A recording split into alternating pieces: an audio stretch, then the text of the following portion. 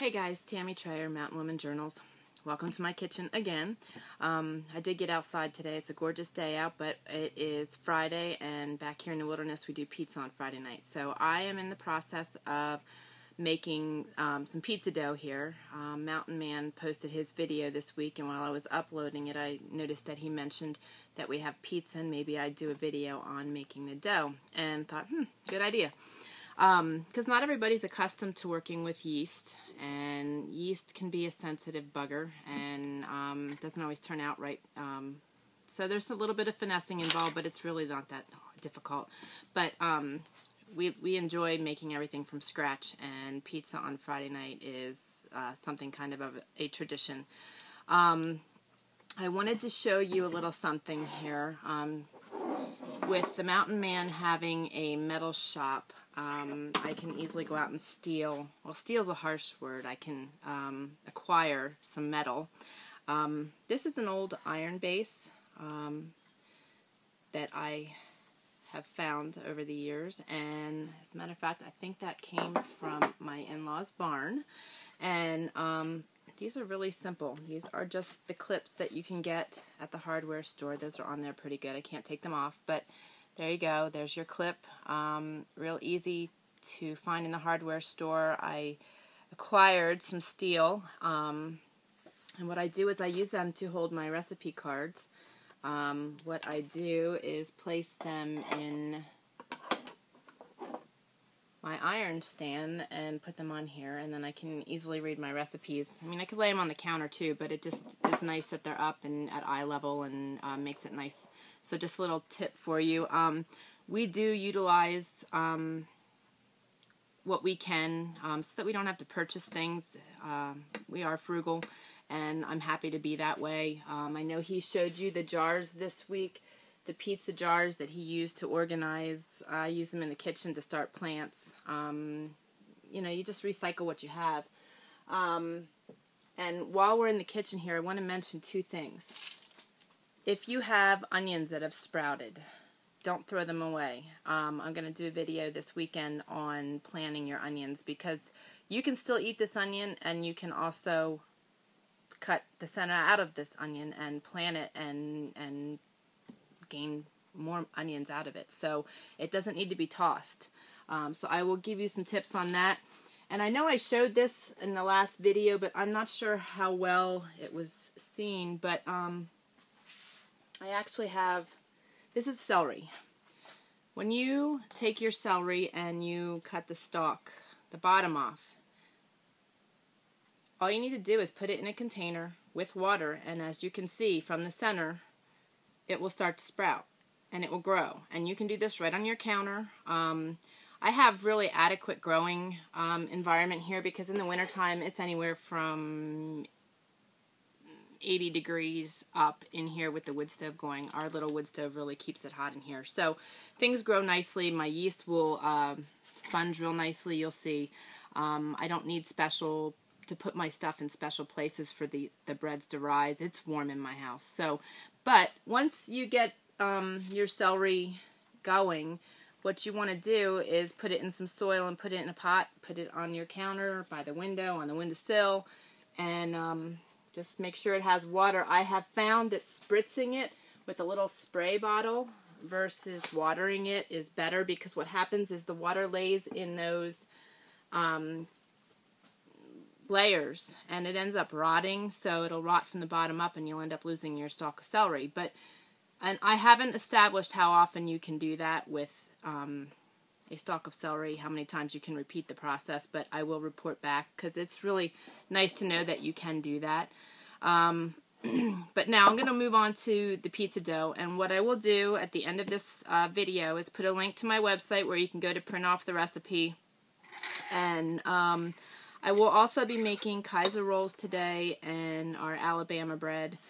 I make our bread every week, so I'm going to make that as well, and I'll provide some video footage on that too, and some photos and recipes as well. But it's really gratifying for me to make things for my family. I like going after their heartstrings by their stomach, by means of their stomach. So I like being in my kitchen and making things for the family. When the mountain boy gets back, he is currently in Pennsylvania visiting his grandparents, or I would be making a gluten-free flour dough or pizza dough also today, but he's not here, so I'm just making the guys their pizza dough. But when he returns, we're going to be making a couple things together. Some whoop dogs, which I'll explain later. And he likes to help me in the kitchen. I like showing him things because when he's out in the wilderness on his own, you know, that way he can make breads, whatever he wants. So, you know, it's good knowledge. It's not, you know, it's not a girly thing. It's just good knowledge to have. So anyway, it's real simple. Yeast. Now, yeast can go bad. You don't want to stock up too heavily on yeast because by aging it can lose its oomph. And this recipe calls for a tablespoon of yeast, so I'm going to put the tablespoon of yeast in there. And yeast needs oil and sugar to help it do its thing. I need a tablespoon of sugar also, and put that in there, and a little bit of salt.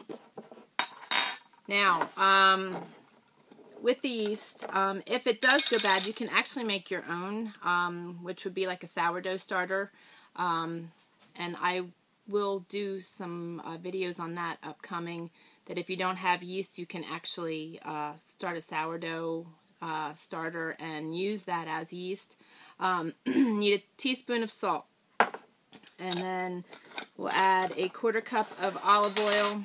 And the next thing that makes this a tricky situation is your water. You need warm water.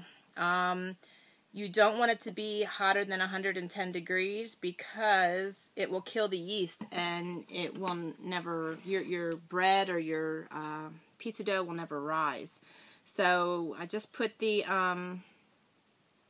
olive oil in. I'm going to get my cup of hot water, and I can get that from my tap water here.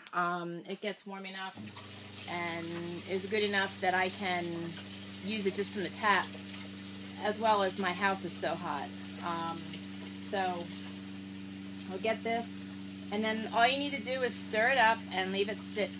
5-10 minutes is usually what I leave it sit, and it will sponge. And I will show you what it looks like once it has sponged.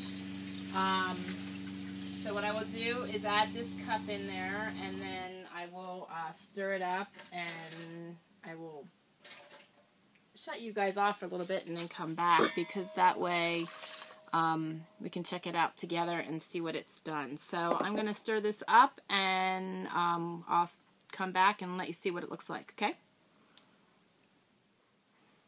Okay, we're back here. I want to show you what this looks like and what sponging actually is. It allows the yeast to integrate with the sugars and the oils and the water, and this is what it looks like. It looks like a sponge. So it gets puffy and truly looks exactly like a sponge. So, and like I said, the house is warm. It's 83 degrees in here right now. I'm not sure what it is outside, but it's 83 in here. Now, all you would do then is add your flour and let it set again to rise. And you don't need to go out and buy anything special to put your pizza on. You don't need a special pizza pan. You don't, especially you bachelors out there, you know, if you want to make yourself pizza, if you have a cast iron skillet, even if it's a small one, you can make little personal pizzas. You could bake it right in there. You don't need anything special. We use a big cookie sheet, a lipped cookie sheet from time to time. I do have Pampered Chef stones, only because the pizza stones are really nice. And any kind of pottery or it left me now, terracotta.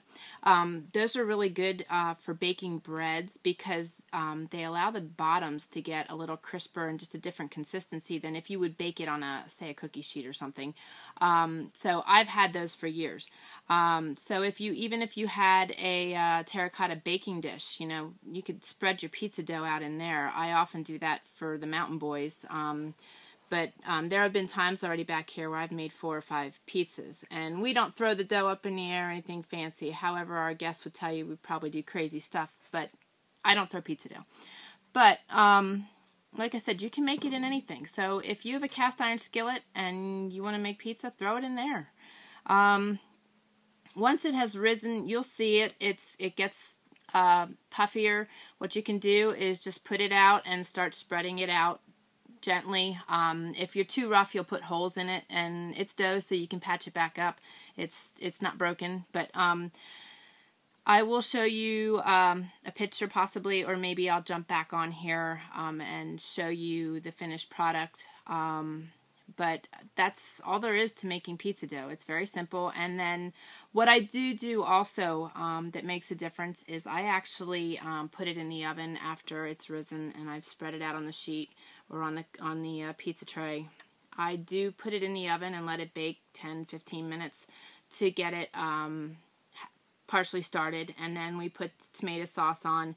And another tidbit of information, we put all our fixins, like we'll cut up ham or elk meat, we put the mushrooms, black olives, onions, garlic, a little bit of everything. I've put broccoli and different vegetables on mine already. And then we put the cheese on.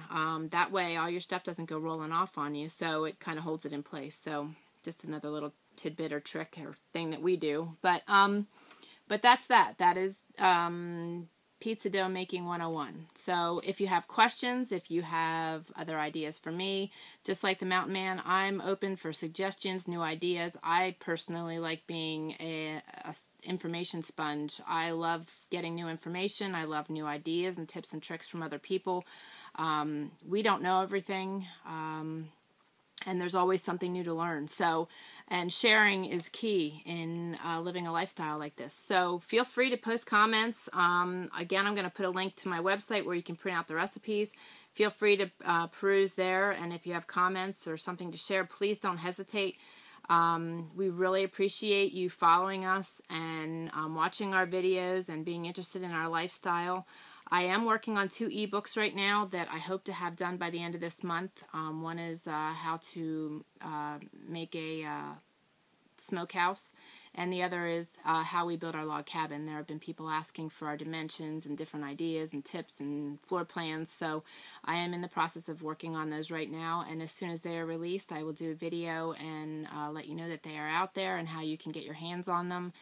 And again, we just thank you for your patronage and just your friendships as well. So thank you very much. You guys have a fantastic day, and I hope to get a couple more videos out there over the weekend making the breads and various things. So you guys take care, and God bless.